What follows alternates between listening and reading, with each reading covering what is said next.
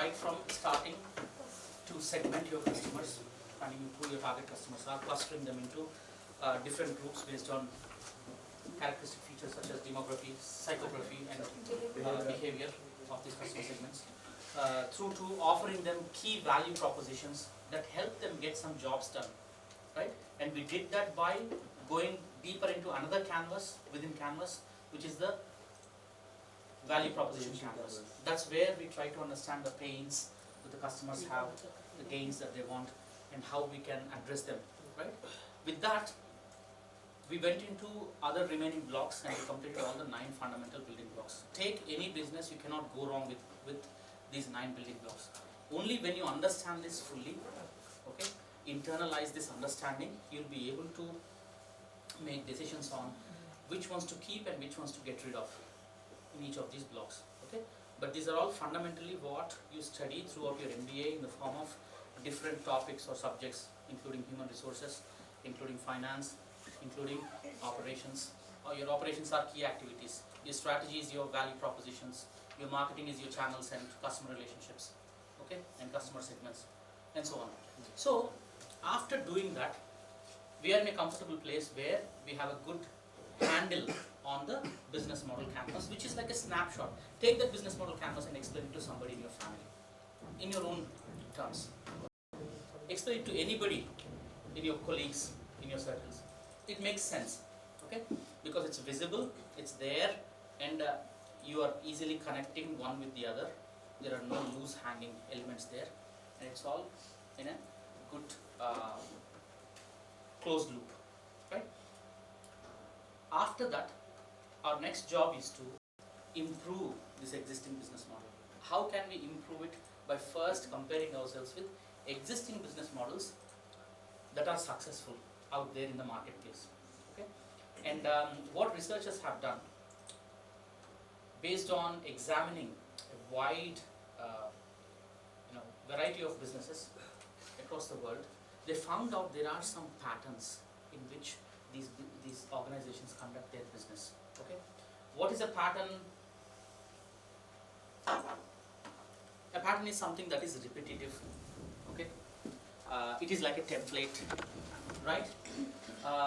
It is a way in which something is done or organized or occurs, okay? So we all understand vaguely what is the concept of a pattern, right? So in business models, are there really patterns where you can see and cluster different businesses as if they are occurring in a set of principles or actions? Just take a look. There is one interesting pattern that researchers have observed after surveying many companies and examining how they make money in the marketplace. Okay? So this is called the long tail pattern. If you look at the red part in that graph, on x-axis you have number of products, on y-axis you have the sales of each of these products. The red part, which is like a spike, is called the head. You will see the width of it on x-axis is very small, which means the number of products are few, okay? But on y-axis, the volume is high, which means few products, few different products, sales are very high. Can you give me an example of such type of pattern? The head, the red part. Only the company is manufacturing more or less similar type of items, or few items, but they are selling them in a mass scale, in higher volumes. Come on.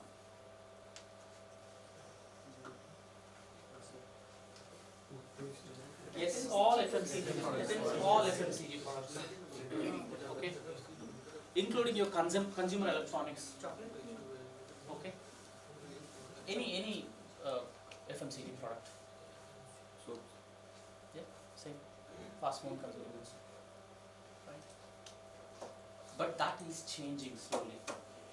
Businesses, researchers have observed, are venturing into producing many different items, reaching out to customers with a different taste or need for customization. Okay, although selling them in small amounts, but still making money because they are selling in a niche market. They are selling probably designer products. They are catering to customers across the globe. This has come out very popularly in the media industry. Okay, so where the digital platforms are allowing to amalgamate suppliers who are spread across the globe. For example, imagine a time 10 years ago, 15 years ago, when there was probably no Spotify or YouTube music. If you want to listen to African drums, okay, where would you buy that disc? Are there any shops? You might have to go to Delhi, you might have to really go into a music store. I don't know the names of music stores, but I know one or two called Aditya, T-Series. You need to go and buy Sarigama. Are there digital physical stores where you go and buy CDs? Not digital platforms I'm talking about. Physical stores where you used to buy cassettes and compact discs. You might not end up finding this African drums music at all. But now, type African drums into your music player, a digital music player, whatever it is, the platform. So what happened there? In the media industry, they were selling just a few hit numbers more and more. Yeah, like the hit movie, its music was also hit, and they call it Silver Jubilee, Platinum Jubilee, or whatever in terms of sales. The number of times this music album was sold. We still have the top 10, top 20, right? Even in the digital space. What do we call them? The chart busters. Yeah, like blockbusters. Right. So it was very hard to access niche market products back in the day, because firstly, reaching out to those suppliers wasn't easy. Okay. And secondly, organizing these items to be delivered to people from far and wide wasn't easy. Let's take a look at some examples. How this was made possible, how the long tail business model came into existence from that short head. Okay. Democratization of tools of production. So technology costs have been falling, especially when you want to use something on your phone. You're not even paying at all for some of the apps. You can still access what you want almost at no cost. Okay, that is called democratization. Availability of things ubiquitously. Not only that, but the incentive for who is producing music, okay, is that it's not very hard. Like in the olden days, you have to find a studio, go and record there, and find a collaboration with a producer. It's very simple. Go to your Apple devices, right?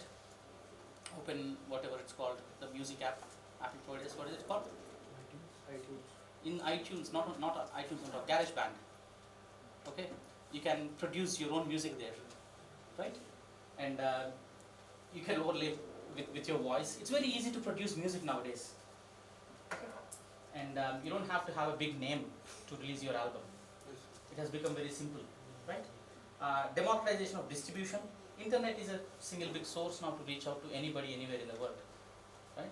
You don't have to join hands with production houses or composers or whoever it is, publishers, to publish your music. It's very simple. You can create a YouTube channel and start launching your music.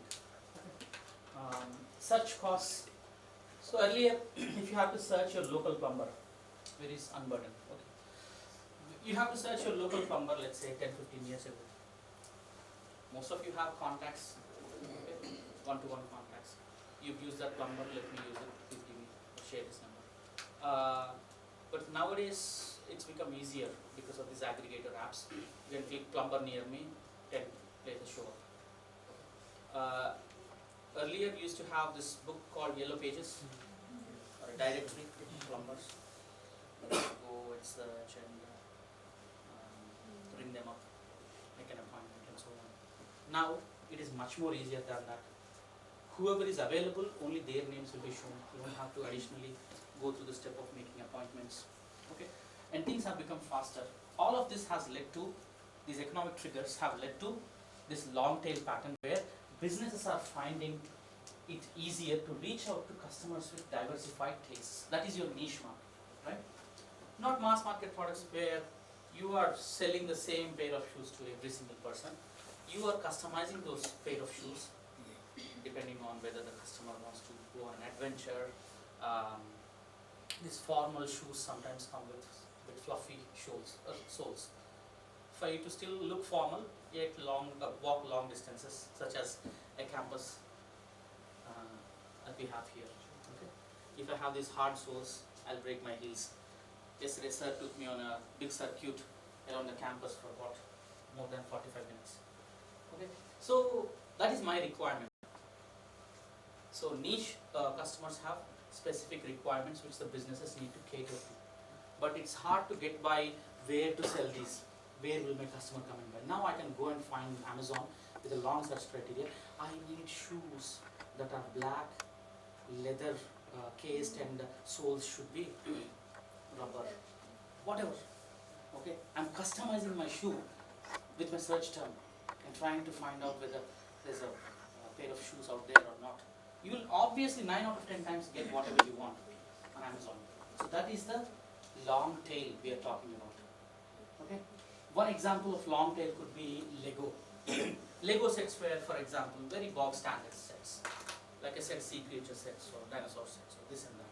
But now by opening up to customers and their preferences, they allowed their customers to come up with ideas, and they manufactured these box sets based on upvoting of how many customers wanted a particular type of set, because they already forecasted the demand.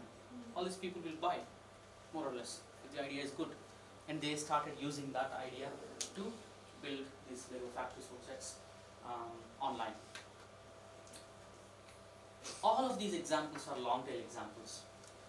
Flipkart is the flip side of whatever we have in Amazon. You can buy very niche items on Flipkart that you might not get in a store. Udemy, courses that are very, very niche, like you can't probably find them, because in universities curriculums are very set. In order to change something in the curriculum, you need a lot of permissions. You need to put a proposal, and that needs to be approved. It will still take a year. If you decide to change the curriculum for next semester, it's hardly possible. Whereas Udemy, you can learn about anything on Udemy. And there are people who are providing this expert knowledge in the form of video recording, good quality video recordings at a very low price. Right? I'm not saying Udemy is a replacement for university. Don't stop paying university fees and go there, but it's a top up, it's there. It's a nice to have service. Netflix, not only top hit blockbuster movies come to Netflix, but there are wide variety of movies on Netflix. These days people are addicted to Korean drama. Yeah? Who knows about Korean drama? Think about 10 years ago. No TVs used to play Korean drama. Yeah? Where was it? See, it's good content, let's say, for somebody who's sitting there, who has lots of spare time, unlike you busy guys. Okay? They can tune into any content produced any part of the world. Squid Game. Is it also Korean? Yes. Yes. Why are these Koreans making such good entertainment content? We should dig into that. So there's a whole culture there to promote art. Okay.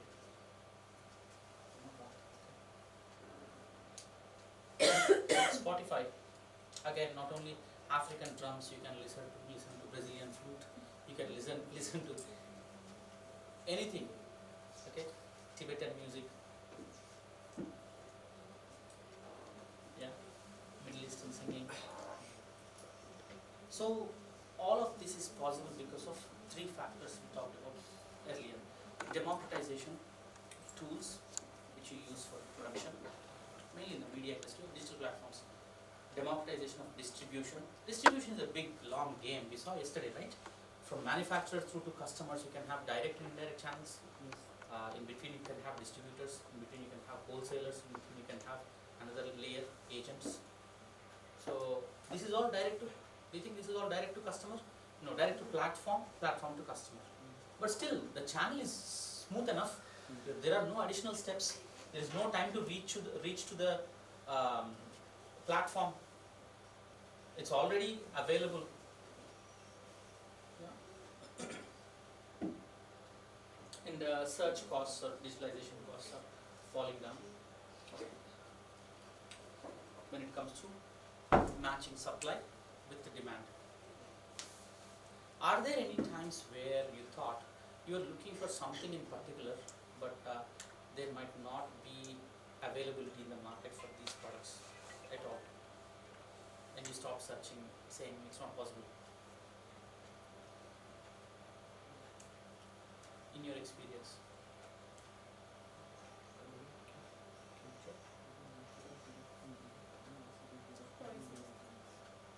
Yesterday we came across one example, net jets. Even if you are a budding entrepreneur with a lot of spare cash and the need for travel, you might have been set back by lack of travel options like rental jets, unless somebody decided to offer that as a service. Jet plane as a service, or private jet as a service.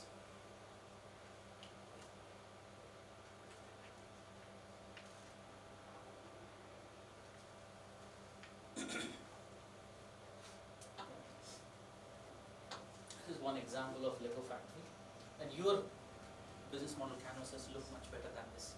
Okay. It's all written in paragraph. It's something like a best example for you, but you have done much better than this. So we looked at different patterns in business models, particularly long tail pattern. Let us look at one more pattern, which is the open business model. But always think of these questions: whether a company, for example Lego, should continue this model. Okay, what is at loss if they stop doing it? Tell me, in the case of Lego example, so they are allowing customers to build their own sets once it is once it has reached a particular acceptance level, then they are manufacturing it. Is it advantageous for the company?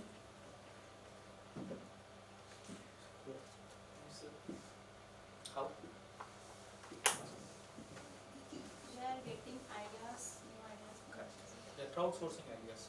Otherwise, they have to hire designers, experiment.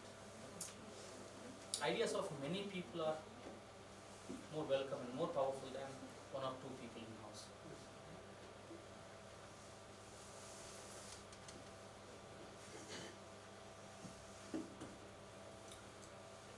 Let's take a look at open business models.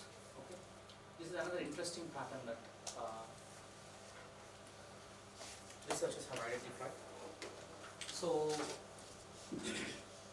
companies are using this type of pattern to, create and capture value by collaborating with outside partners. Okay, so this is your company, this is your boundary wall. Everything inside this is yours. Your employees, your assets, your equipment, your other resources, your IP, intellectual property, right? Whatever plans or strategy you have, this is yours inside these boundaries.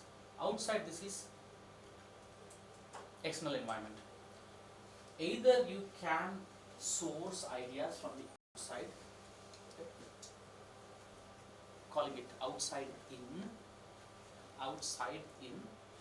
to exploit ideas of people beyond the boundaries of the firm, and you can equally provide opportunity for others to thrive on your knowledge. Your knowledge could be lying there, nobody is tapping into it properly. Your equipment is lying there, you're only producing 4 hours a day, remaining whatever 18 hours, 20 hours, your machine is simply idling. You can allow others to come and produce something and go and pay you a fee. Okay, I gave you a very simple example, but there are other examples where your intellectual property is just lying there, nobody is using it because you invested heavily into R&D, but you're not interested in pursuing that line of production. You can let others use it. That is inside out. You're giving back something. Okay, so you're getting some money by doing that also. So there are two ways in which this can happen: outside in and inside out. Let's take one example. even before Procter & Gamble. Let's go to Tesla. Tesla's example is very interesting. Tesla has patented many different ideas. Okay, and most of the patented ideas that they have for these electric vehicles, they are giving away freely to even competitors. They are just available there. You can go and use it to make your own electric car. So why are they doing this? Any ideas? Anyone? To increase the demand of EVs. Okay, why should the demand for EVs increase? To increase the consumer base. What will happen if you increase the consumer base? Whose consumer base it is? So because they want to develop future market because as Declining this of petrol. Exactly. What is the vision of Tesla? Can anyone Google it for me? What is the vision of Tesla very quickly? Or mission?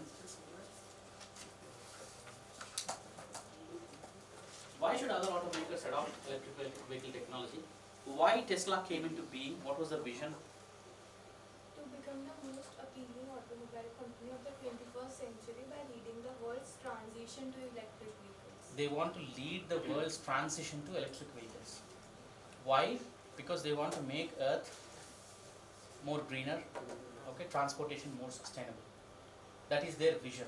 They don't mind giving this away.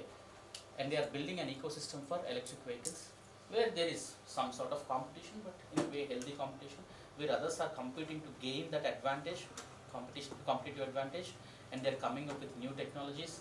So they are advancing this faster, thicker. Yeah.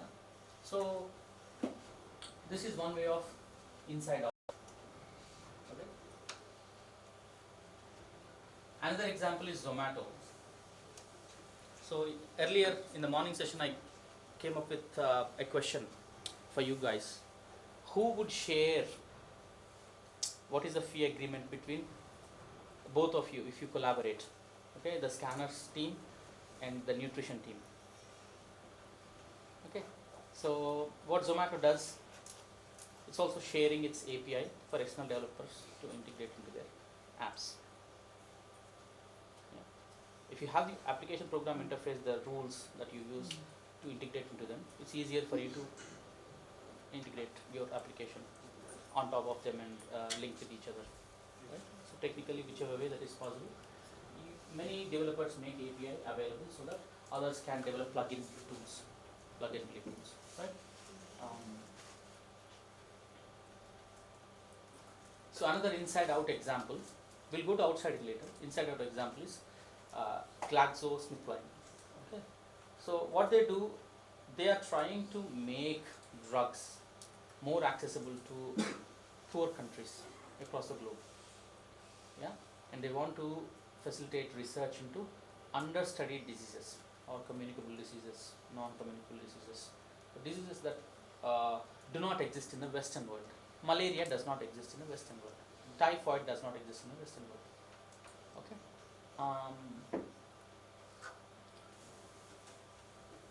But they can be carried over. Can they carry over? Some of them can be communicable. Some of them, like monkeypox. But still, GlaxoSmithKline want to invest in studying these diseases and finding a cure for them.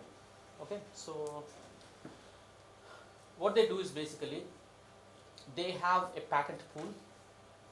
So all of these intellectual property that they have over particular disease or previous experience from working on drugs, they put it into the patent pool. Okay. And they make this patent pool accessible to anyone who want to use it to develop medicines. Okay.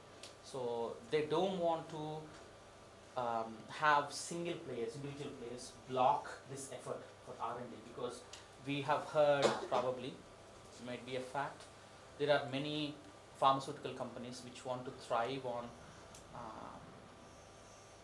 access to particular drugs which they can charge extortionately. What happened to one particular drug during pandemic, which is called remdesivir?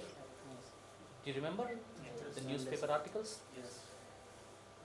It was probably a few hundred rupees, that injection, or a good couple of thousands, 1,000, 2,000. It was sold crazily. 30,000 rupees, 50,000 rupees, 1 lakh rupees. So somebody should step in to make things more transparent, accessible by all, so that it is for the greater good of society, right? Let's go back to outside an example. Procter and Gamble. Okay. So Procter and Gamble has an outside-in approach where they use something called technology entrepreneurs, internet platforms, and their retired employees. They call them the bridges into their business model.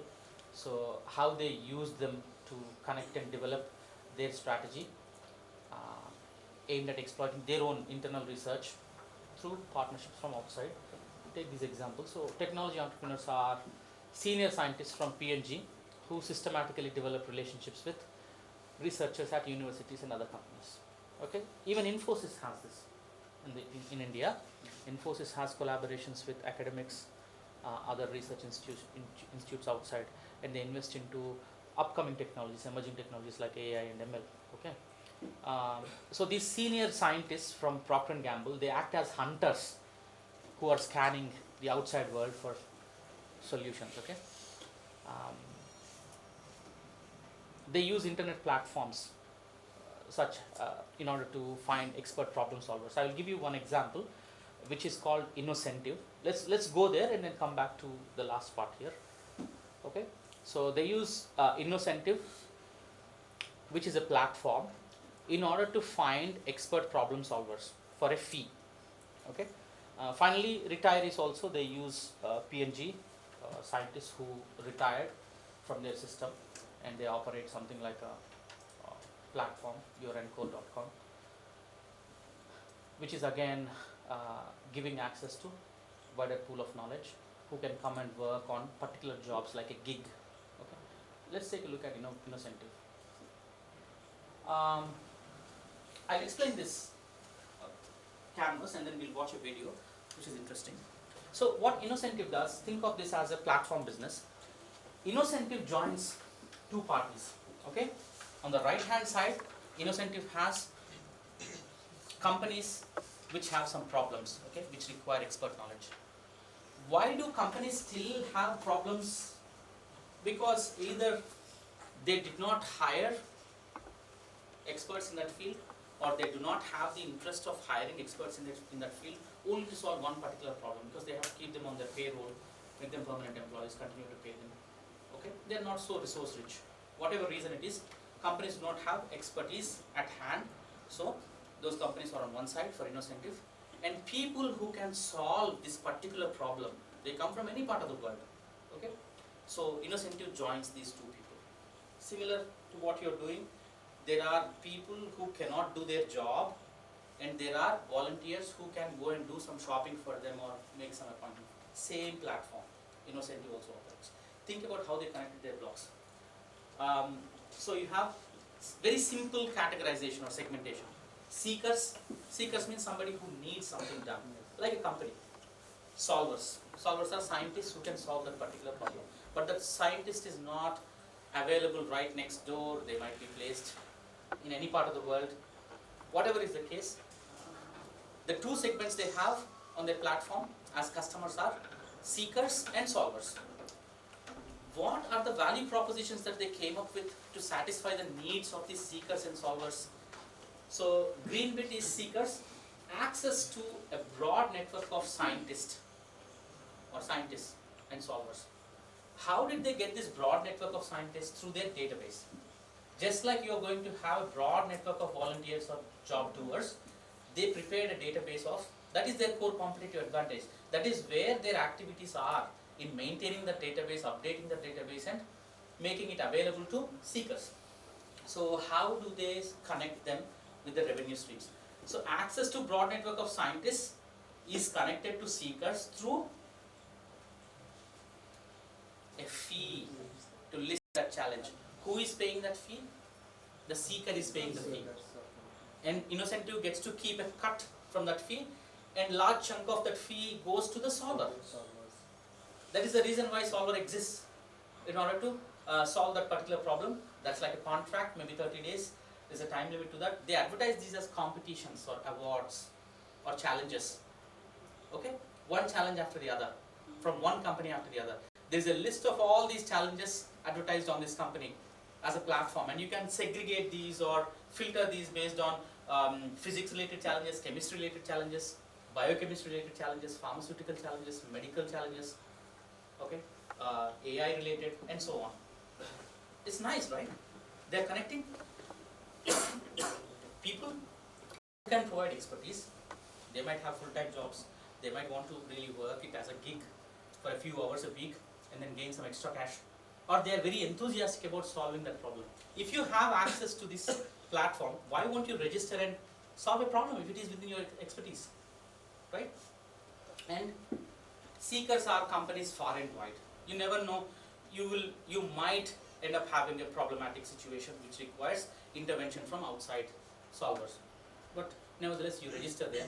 If you want to get problems solved regularly, you pay a subscription fees, okay, and so on. So you monetize this channel somehow. And what is happening to solvers? Solvers are in yellow. So how solvers are connected to the value proposition? Value proposition for solvers is access to scientific challenges with cash rewards. Simple. Yeah. And how is that access provided to them? Free of cost. They can check what challenges are there. They can sign up and deliver. If they deliver, they get paid. That's free for them though. But for seekers, in order to access the solvers, they have to pay a certain fees on top of the actual amount that they have to pay for solving the problem, out of which Innocentive still gets a cut. Okay, so that is the business model. Let us quickly take a look at how this works. How do you innovate better, faster, and with less risk while ensuring that your company stays competitive and achieves sustainable revenue growth and profit? Introducing Innocentive, the industry pioneer in open innovation, crowdsourcing, and prize competitions. We enable businesses, government agencies, and nonprofits to generate creative new ideas and solve problems by connecting them to diverse communities of problem solvers, including employees, customers, partners, and the world's largest problem-solving network, which reaches over 12 million creative and diverse minds. Innocentive's business revolves around the concept of overcoming challenges, which at the core are well-formed problems whose solutions have value. Our customers use us to identify, develop, and run challenges as private or public competitions with award-based incentives. Our customers maintain full control over the process, including the audiences to which the challenges are presented, as well as the award amounts, which can range from $500 to over $1 million. Challenges come in a variety of forms, from brainstorming and general idea gathering for marketers seeking insight from customers, to complex technical or scientific problems which, if left unaddressed, may derail an important development effort. We also run grand challenges, which are highly visible and valuable challenges that are uniquely tailored for each customer. Solutions to these unique challenges typically have far-reaching benefits to humanity and the world. For more than a decade, Innocentive has run thousands of challenges across a wide range of disciplines, while successfully managing intellectual property and protecting the anonymity of our customers. We typically work with our customers in two primary ways. We help you to identify ideas and needs and run challenges to quickly solve problems affecting specific programs. Time to value is often short, a matter of weeks depending on the type of challenge. Or you can leverage our cloud-based innovation platform and expert services to help you develop an open innovation capability that spans your division or entire organization. These longer-term engagements start delivering value almost immediately, and we also provide options for running trial programs. For all of our solutions, we provide ongoing support, coaching, and training. Innocentive's goal is straightforward. We want to help you achieve measurable innovation and business outcomes. Our business model is based on paying for solutions, not work or failure. We strive to fundamentally change your economics of innovation and problem solving. Leading organizations partner with Innocentive to harness the power of open innovation, crowdsourcing, and prize competitions to solve problems and innovate faster, more cost-effectively, and with less risk than ever before. Are you ready for the challenge? Visit www.innocentive.com or call 1-855-CROWD-NOW to get started. Yeah. So that's one example of open innovation, where businesses want expertise from the outside, okay, open their doors for them to come in and solve particular problems.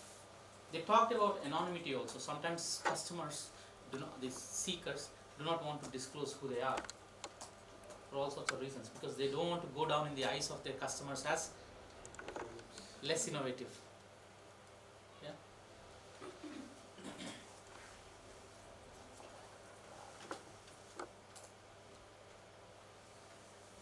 So now I want you to do a very quick activity. Let's take roughly 15 minutes. Again, I'll come round to each one of you. I want you to apply these two patterns. There are several other patterns, but I find these two very relevant.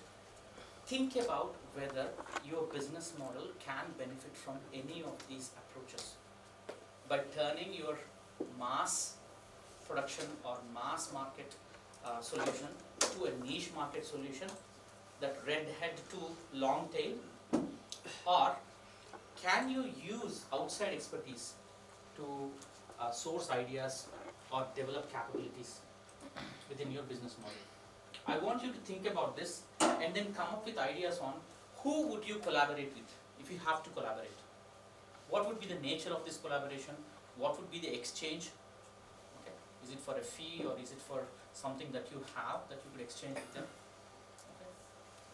Just like Zomato is trying to share their API for other developers, so that they have more visibility and control on how other people are using this data to expand their reach.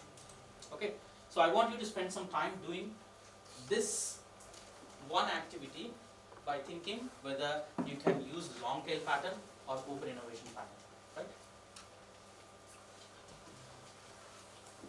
I'll leave you with one slide. You can take a look at this and find what are the principles of this innovation: closed innovation versus open innovation. Okay.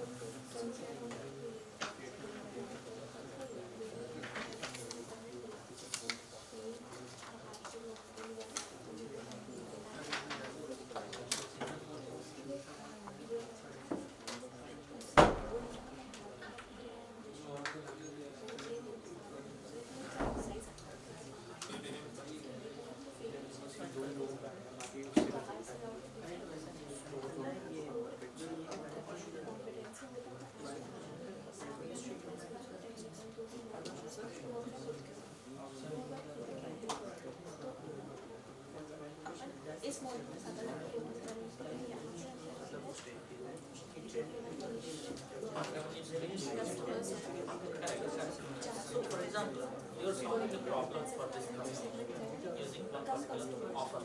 Your offer is targeted. In order to use that offer, your customer has to pay in what way are they paying? Are they paying subscription fees, paying per use, asset sales? That is what your revenue stream will tell us. Just connect it. You don't have to have so many different items on each of these. Very short, very few, all of them connected.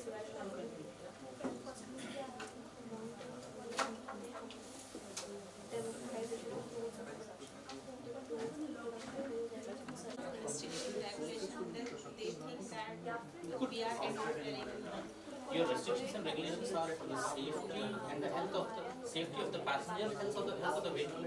Everybody loves that. Depending on how intrusive your regulation is it really encroaching into their freedom? Because we were thinking outside services can be taken for actually cleaning the purposes of the, like cleaning the car before delivering and delivering from place A to place B. So for those purposes we were thinking that we can outsource some agencies that will undergo these things. one very prominent issue in hiring an asset is the usage of it. Okay. In cars, it is called the mile age. Okay. The age in miles or age in kilometers. One customer used it for 90 days and just did 5,000 kilometers. Or let's just say for argument's sake 9,000 kilometers. For 10 days they are doing 1,000 kilometers, which is okay. Daily 100 kilometers, doable. One customer took it for 90 days and clocked in 30,000 miles, 30,000 kilometers. Should they pay more compared to other customers? So you should have limits on the use of asset. Otherwise, it will be disproportionate using value use, disproportionate value use. Conditioning and It's not about company. You can go with any vehicle. That is a vehicle of setting up business, LLP or PLC or sole trader. In India, there might be different. But regardless of that, these regulations are applying to people who are pooling this car for this year. And you can have 3 different tariffs. A fully open 4-member cohort or group, which they are not bothered about the rigorous use of the car. Okay? A group which are very tight on equal sharing of the asset. Okay? So depending on that, you can change the tariffs. You can penalize one person. And then it's like, you see, usage fee. I'm using it for 90 days, but the level of usage, the intensity of usage is different. I'm using this car and giving you a pulp after beating it on the road very badly. What can you do with that car? Okay? So think about putting in restrictions that are in the best interest of all users. So for this purpose, like we have to first identify whether the market research needs to be done very extensively for this, because at what rate the insurances are provided, like maintaining the cost of everything that will be there, because we also have to earn a margin in this particular business. Don't have to do excessive market research. What I would suggest is go and look at some companies operating in the western part of the world who are hiring cars out to customers and on what conditions they are hiring out. Okay, this information is available in the market research reports already, saying there are car rental companies which you can hire a car for 30 days. I hired a car. I used to drive this car for 1 year. Every month, the number of miles I can drive is only 1,000. For a month, I can only drive for 1,000 miles. In a year, I cannot drive more than 12,000. If I exceed 12,000, what happens? They will start charging me for each mile driven extra. That will be 40p. 40 pence means 40 rupees for 1 mile drive extra. Imagine I drove 100 miles. 4,000 rupees. 1,000 miles, 40,000. Now it started becoming uneconomical for me. Okay, I started regretting why I am driving more. So something of that carrot and stick approach is called incentive and disincentive. I'll give you a carrot if you perform the job well. Otherwise, you can't be realistic. That is only because you have a significantly valued asset in the system. If it is a 10,000 rupees, 20,000 rupees item, its depreciation is proportionate in the matter of a year. But this is something you are keeping in the system for 5 years. Okay? The resale value of the car is something else that plays an important role. Time and mileage. In 5 years, in 3 years, generally warranty is expired. At the end of 3 years, the car is the owner's of the person who is driving. It's their responsibility. Any repairs they have to take care of. Otherwise, company you're saying if we are putting some legislation and regulation, then are they owners or we are just using them? They are not owners. They should know that very well. They are not owners. It is some sort of lease. They initially pay a lump sum, okay, and everything should balance out in the end. Okay, use of this car should outweigh the amount they are paying. That is when they get attracted. They have always a shiny, nice car. The 5th person in the lot, okay, after somebody else has used, should not use a very dirty color. It should still be shining, it should still be a matter of prestige for them, and the asset is in a usable condition. So people will still go for it, and this is my hunch, my gut response. But it can be otherwise also. What I'm asking is, who is monitoring the health of this asset? You can make it explicit, saying you're not driving properly, you're applying brakes hardly, or you can give sweetener, just saying this has to be done. If the mileage is increasing, you might have to charge you a little more. Think about this. I'm not giving answers, but think about how you can put together all of these and still make this a viable product, viable service for customers.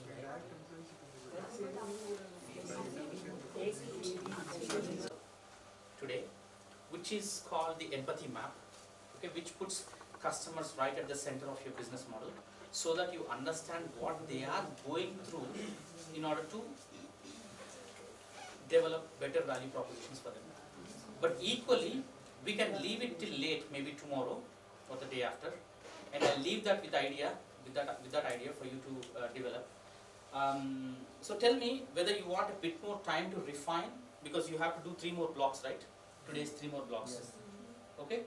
I can leave you to do those 3 more blocks. By tomorrow we'll have a full-fledged canvas, and then we can talk about empathy map.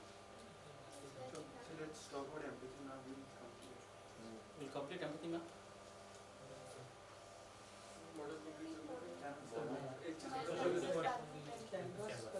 canvas complete करते हैं empathy में बनाए चलते हैं. What I would like you to do is basically, tomorrow when we come back, sir will be taking the first half of the session. Okay, he will try to bring in how technology has evolved, where we are now, how you can connect back to emergence of technology based on the platform-based business models you are coming up with, which is all very relevant. Okay, so we'll do that first half session. Second half, I'll cover the empathy map, and I want you to present your business model in its most refined form tomorrow, because by then you will have your value proposition canvas, you will have your 9 blocks, you will have what sort of patterns that you would relate yourself with closely. Okay. And based on all of this, you could have done a little bit more research on whether other competitors exist out there, yeah, and present a good picture tomorrow.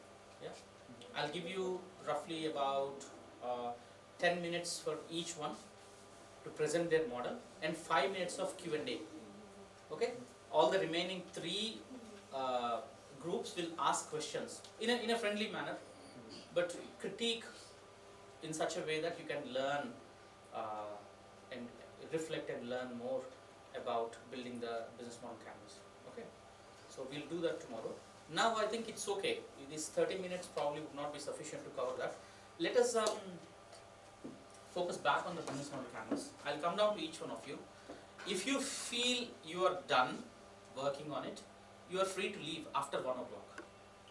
Okay? Otherwise, you stay here. I'll be here for the next 15 minutes, 1:15, and then we'll finish the business and leave. Okay? Let's continue to do this. So, just a very quick summary for today. What we did was, we looked at connecting the blocks. First thing in the morning, we looked at how to connect blocks, how we cannot have orphan elements that are hanging around. Okay? If there is an orphan element in value propositions, it means that you are not offering it to anybody in the customer segments. If there are any customer segments which are orphan, which are not connected to anything, then there is no value proposition for them. You better get rid of them. So all of them should be tightly connected to each other through revenue streams, number 1. Number 2, we looked at 3 other blocks, which are key partners, okay, key activities, and cost structure. We looked at examples of how different companies organize themselves in terms of partnering. I think because you're all on platform business model, it is better for you to think of strategic partners, alliances, co-opetition based alliances. Okay, joint venture probably is outside the scope unless you are developing a product, right? So we looked at all those 3 blocks. Then we came back to understand how better business models can be built.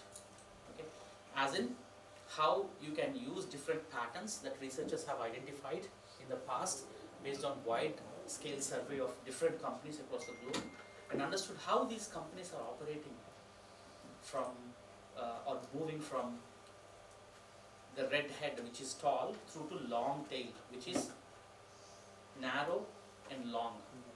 The tail, like a comet, think of a comet. You know the comet, right? It has a head, thick head, and then a tail that follows. Okay, all businesses are following this long tail, where on the x-axis the number of products they are selling is in wide variety, and the amount of products they are selling is low. For niche products, the price can be high. Okay. And secondly, we looked at how open innovation can be used by business models or companies in order to source ideas from outside in, or use their existing ideas to allow people to use it for betterment of society. Mainly this happens, for example, in pharmaceutical industry and in Tesla. Okay, Tesla tried to provide all their patents for free to electric vehicle manufacturers across the globe. Okay. So tomorrow, on the last day after Sir has taken the class and we have done our presentations, I will take you through a very interesting journey of how each of these blocks in the business model canvas. So do we have a business model canvas example? Okay, let's say this is the business model canvas example. Each of these blocks can be an epicenter for innovation. Okay, you can start anywhere. It's very beautiful. You can start with value propositions. That is called offer-based innovation. You can start with key resources. That is called resource-driven innovation. Okay, and you can change your own game by focusing on one or two blocks. Okay, in order to innovate them. Right? And changes in one block can have implications for the remaining blocks also in the whole business model. Okay, so we'll look at that on the last day. But otherwise, today we have covered a sufficient ground. I think we are all coming to terms with the idea of business model canvas now. Business model canvas is a vehicle for innovating your business idea. Okay, business model itself is the rationale or the idea of how you create value. Okay, you capture value, and then you deliver value to your customers. And we have, I think, looked at several different examples now. Brain is filled with examples of. The reason why I'm giving so many examples for you is to relate your idea to these companies, and also see business models wherever you look out in real businesses. Go to a shopping mall, take an auto, okay, get an app-based service. What is their business model? How are they functioning? What is their revenue stream? Who are their key segments? What is my role as a customer in this? Okay, am I co-creating this service from my own experience? Right? So that's about it for today. Let's continue to work on the canvas. Let's finalize the 3 blocks and then wind up for today. Okay?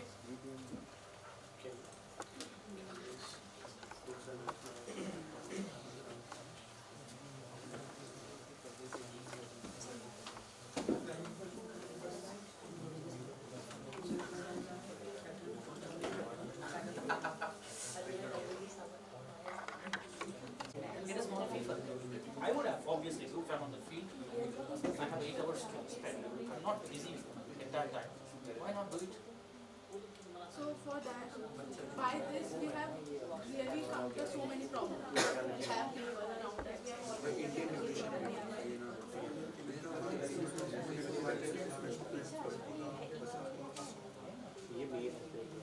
I don't know. How this works. There are so many ifs and buts. So many questions. Because it was possible for us to use but just try, just ask, find out.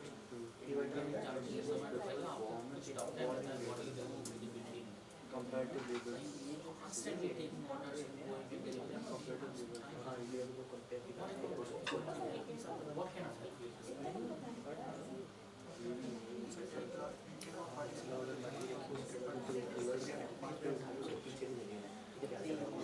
can partner with anybody. You can also be able to find out what's happening. As long as you're not that complicated, what is about whatever is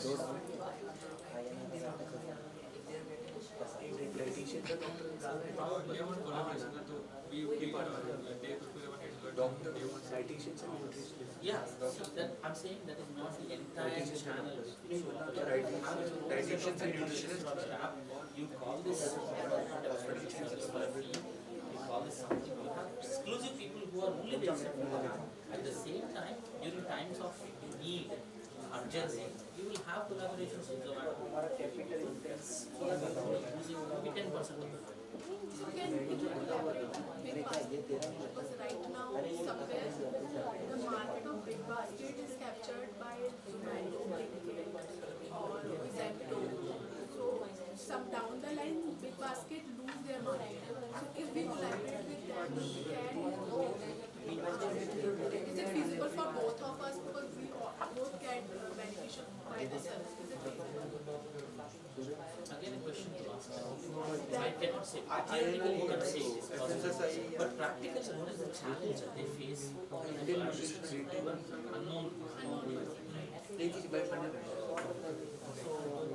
So how a unknown person can collaborate with them?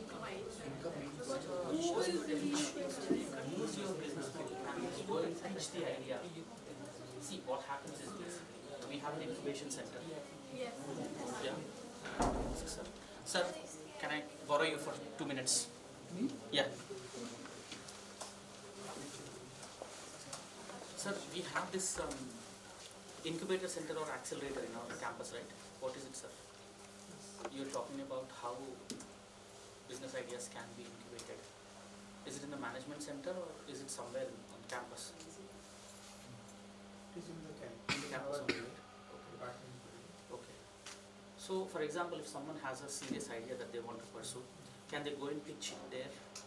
So generally they issue for calls. They have a good idea. So they will say once or twice in a year, they will call for this idea. So if they have a good idea, they can apply. And how does it work once they apply for that idea? Do they get any basic funds or do they get to? They have first we have one committee. Okay. That committee will assess their idea. If they say yes for the future funding, so they will provide. They provide room. They provide some basic PCs, basic Yeah. facility. Yeah. They also provide some fund also. Okay. Then it depends upon how over a period of time you are because you all need Yes. And first scaling. quarter what Yeah. you are doing, next 6 months what you are doing, Correct. next 1 year what you Yeah. are doing. Depends upon the government policy. Correct. They will be providing. Okay. I think So the opportunity is there. Mm. It depends upon how you are going to utilize it. It is always a good idea to try these things, okay? Just go and pitch and see what is the brain out there. Whether you can get some help. Whether or not you take it seriously outside your MBA, but within this 2 years span, you can go and test the waters, throw a few stones and find out whether they are hit and miss. And this is how entrepreneurs thrive, Go and share your business model with others. You can always refine it. I know of a place called Tea Hub in Hyderabad. It is the single biggest incubator in India. What they do is this, if you have a brilliant idea, they listen to your idea. Okay, they give you some time. They find a network of people who are interested in this idea. You get to demonstrate to them what is your idea. If they like it, they come and help you. They give you some space, come here for 6 months, learn these techniques. Then you can improve upon this going forward. You can access some funds, base funds. They can help you develop a website also. And they will find you collaborators, like you might need upstream collaborators, downstream collaborators. Then you turn this into a POC, proof of concept. You run one full cycle. If it is all fit for purpose, then you get first round of funding to scale up. That is how this whole thing works. So you can try when the facility is there, why not? If you are sitting like this and not asking questions or not trying, you won't end up. What you have to lose? What have you got to lose? Maybe time, but you are learning. Why do you have the motivation to come and sit here for 5 days while some of your classmates have to turn their eye? So there's some value you are getting out of this. This is all inspiration for you to perform better going forward in time. So So try and tap into the resources you have, like go to the incubator, ruffle a few feathers, ask if if MBA students are not using it, who will use it? Yeah? Maybe core IT people have other ideas also. Tie up with these developers, you have a big source of developers on campus, right? Might be all of you are not techies. Right? You can use these developers to use some basic POC skills. Run mock-up databases. It's very easy to create a simple database using two tables. Yeah, keep trying. You can write to me and tell me later on how far you progress with the idea. You might be surprised to see there are people already trying some of these ideas out there. You will be lucky if nobody has tried this, because there is definitely scope in some of the ideas I've seen. Shopping is a big problem. There are many educated people. There are people who want shopping experience to be much more streamlined. But no one has. One person cannot think all these thoughts. Right? Need a group of people. Campus is the best place where you can find like-minded people to think through. That is why we are creating sort of environment to share, exchange ideas. Did you hear what I was talking about? If your idea is something that you want to pursue seriously, try and go sit in the incubator, speak to somebody, pitch your idea. I think this is a good idea. On the face of it, this is a good idea. People want to be healthy. Well-being is of paramount importance. Everyone has phones. Everyone can read and scan things. So,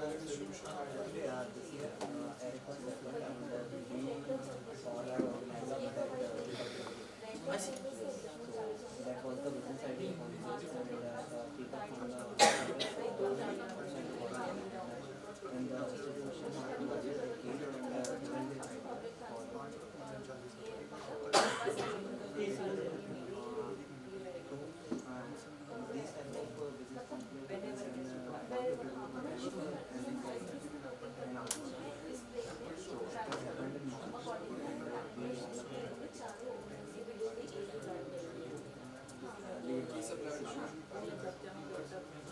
companies contribute very meaningfully. You should also go there with ideas. Now you have the instrument to look at and measure whether an idea is good or bad. Instantly, if somebody shows you a value proposition campus or a campus, did you link your customer segments with your value propositions? Okay. How are you innovating? What is the tool with which you are innovating? What are the main pains of your customers? Are you solving any pains? Otherwise, it will all be like you say something, I say something. Ultimately, none of us get anything at all. As students of science and social science in particular, we need to be very, very specific on what we talk. Accuracy is very important. And executing the business model in such a way that is founded on the principles of the authors. So try this, try to take this to some extent at least. You can leave it later if it doesn't work out. Try and take it to a different level. And this will help you with your MBA, final year related projects if there are any. It helps you with your employment. If there are anyone who is asking questions, they are not going too far from this. Try and go to startup companies also. You speak the same language, you'll all be on the same page. You talk this kind of language with startup people. There is no startup company that I know of does not use business model campus.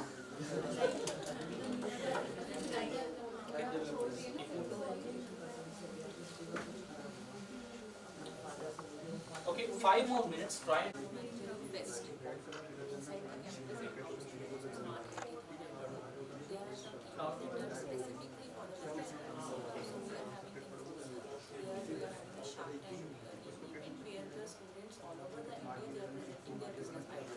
here on campus. Yes. That is a techno-managerial event. So we are organizing after this time and now each year we are going to conduct the same. So that is a one. And technical events are also conducted by the other universities. We are having the same type of events where we can showcase their labs. That will be too good if you can. I'm damn sure if you use this There is much a prize money too for the first three. I can help you remotely also if you come up with a very good pitch for one of these competitions, we can support some very scientific sort of evidence and principles. But with business model canvas and value proposition canvas, you cannot go wrong. Any startup company that you know of, you'll be on the same page, you talk the same thing. Tomorrow if a startup company comes to hire from like this, we'll all be talking the same language. So try and use this. Give it a go. If it works, it works. Otherwise, you have your subjects to complete. You get degree, another.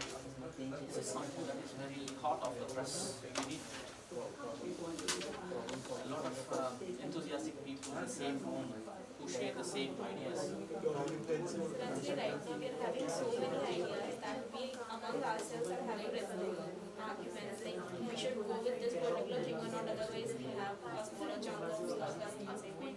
If we input some other ideas, then the customer segment will expand, but price or margin will increase.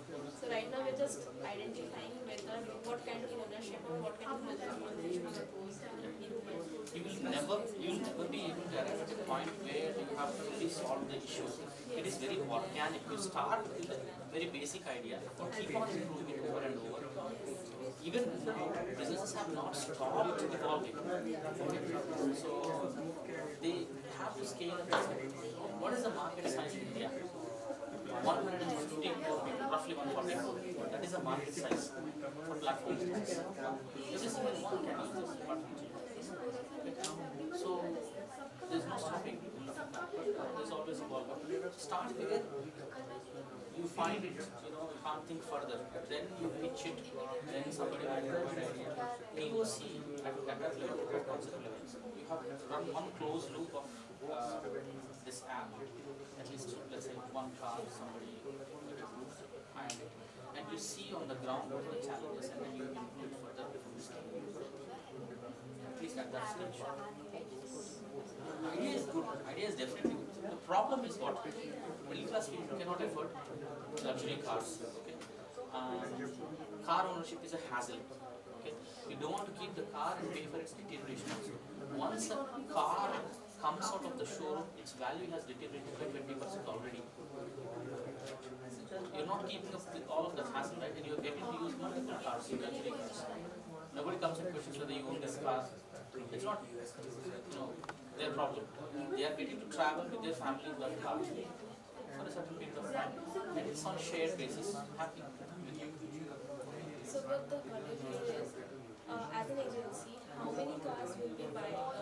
Like customers have a different fee for every car. How will we provide all the different options? We cannot buy all the type of cars that they need. So what kind of relationship should we own with the car dealerships? How will we identify that? That is a big problem.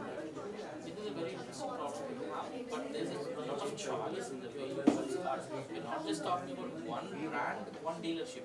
Yes. You have a family segment car, you have a compact car, you have an SUV car, you have ultra luxurious car.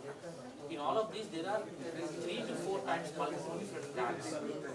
So you can reach out far and wide. All you need is a few cars from different segments. Okay. In family, what is a premium car? So this is something that you have to think through. I'm not giving answers here, but I'm giving you some possibilities. But these permutations and combinations need to be done very thoroughly. And you have to have margins for each of these cars based on price point, okay, and your segmentation also in customers. You talked about what premium, affordable, what is it? Unaffordable, family, whatever your customer segment, budgeted customers. Yeah. So what is the upper limit they can spend as a one-off on that car? How much usage fee on top of it can you charge? Because this should be comparatively less than the ownership of the car itself.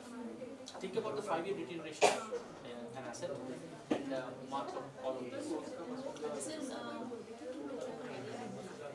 I think first we'll provide ownership for 5 years.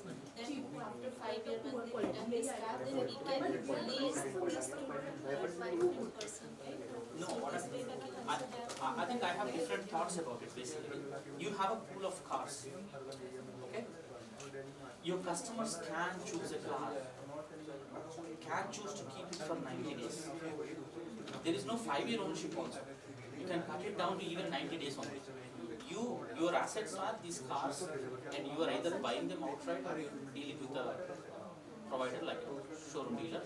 And then, what is the maximum amount of time that you can lease out to a single family? Depending on your break-evens, depending on your payback. Okay. And if someone is using a car from your, depending on the price point of the car, you are putting all these telematics device, okay, you are monitoring the usage, and then anything beyond that 1,000 miles you are charging. Okay. So you can bring it down to a level where it is, you are hitting the economies of scale and you are making it much more affordable than hiring a car. If you want to hire a car where I come from a small town, you have to go to Adda, where there are 5 or 10 cars. If the car is available, you go and say, speak to the driver, I'll give you this much, there's a charge per day, 500,000 rupees, and then for diesel you have to fill, and then there's the rental. Imagine the break-even point where you will have for 90 days means how much you will pay in a year if you use 5 roads. 5,000 rupees, 6,000 rupees minimum. Okay. If you go to 10 trips, 60,000 rupees. Your price point should be much lower than the baseline. And in order to hit that economies of scale, how many customers you should have? The biggest challenge here is downtime for your car. Your car cannot be idle. You own a piece of property. Okay. Let's say 1 room for rent. 6 months it is full, 6 months it is empty. Airbnb model. You can take parallels, okay? How can you maintain throughout, it's called void, no voids. Is how you get profitable in Airbnb. Similarly in your cars, you should have no void period, no downtime period. So platform is what is helping you to allow customers to check what is the availability and instantly get that. If you go to tourist locations like Rishikesh, where room is difficult. There are some times like December which is very cold, you might find it easy to get a room, but times like summer which is very hard to find. How everybody is doing about this? Platforms. They look on Moyo, they look here, they look up there, Airbnb. You can tie up with platforms like that also for checking availability of cars. Your asset is a car, whether or not your families are using it. If there is downtime, you can make others use it. No one knows who is using this car. Every time it comes out as a fresh out of laundry car. Because you're tying up with service stations, tying up with garages. Cars are speak and span. So expand the reach of your thinking. Okay. Asset, how can I use this asset?